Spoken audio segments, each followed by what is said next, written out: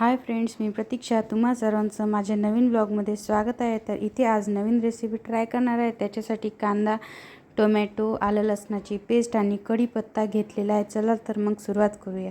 इथे एका पातेल्यामध्ये तेल टाकणार आहे आणि तेल छान कडकडीत गरम झाल्यानंतर त्याच्यामध्ये जिरा आणि मोहरी टाकून घेणार आहे। जिरा आणि मोहरी छानपैकी तेलामध्ये तडतडल्यानंतर त्याच्यामध्ये आपण कढीपत्ता टाकणार आहे। कढीपत्ता छान तेलामध्ये 2 मिनिटं होऊ दिला नंतर त्याच्यामध्ये सर्व कांदा टाकून घेणार आहे आणि कांदा छानपैकी तेलामध्ये परतून घेणार आहे आणि कांदा हा छानपैकी गोल्डन ब्राऊन झाल्यानंतर त्याच्यामध्ये आपल्याकडे जे आलं लसणाची पेस्ट आहे ते टाकून देणार आहे।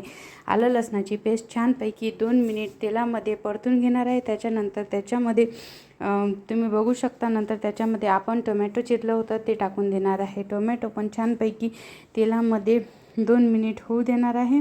नंतर त्याच्यामध्ये आपण मसाले टाकणार आहे, जसं की चवीनुसार हळद, तिखट आणि आपल्या घरी जो मसाला असते ना तो मसाला आणि हे सर्व मिश्रण छानपैकी तेलामध्ये 2 मिनिट होऊ देणार आहे। त्याच्यामध्ये थोडंसं पाणी पण टाकून घेणार आहे। तुम्हाला जर माझे व्हिडिओ आवडत असतील तर लाईक करा, शेअर करा आणि चॅनलला सबस्क्राईब करायला विसरू नका आणि कमेंट करायला पण नक्की विसरू नका। या मिश्रणामध्ये थोडंसं पाणी टाकून घेऊ आणि आपलं तिखट, हळद हे छानपैकी 5 मिनिट तरी शिजू देऊ। तुम्ही बघू शकता व्हिडिओमध्ये। त्याच्यानंतर या मिश्रणामध्ये आपण चवीनुसार मीठ टाकून घेणार आहे। आज आम्ही बनवणार आहे चिकोल्या। तर त्याच्यासाठी छानपैकी कणकीचा घट्टसर गोळा भिजवून घेणार आहे। तुम्ही याच्यामध्ये बेसन, ज्वारीचं पीठ वगैरे घेऊ शकता, पण मी नुसतं फक्त कणकीचेच बनवणार आहे। तर कणकीचा गोळा भिजवून घेतला, त्याच्यानंतर त्याचा एक गोळा घेतला आणि त्याची छानपैकी जाडसर अशी लाटी चपाती बनवून घेतली। इकडे तुम्ही बघू शकता आपलं जे मिश्रण आहे त्याला छानपैकी तेल सुटलेलं आहे, म्हणजे ते मसाला झालेला आहे आणि त्याच्यामध्ये पाणी टाकून घेणार आहे।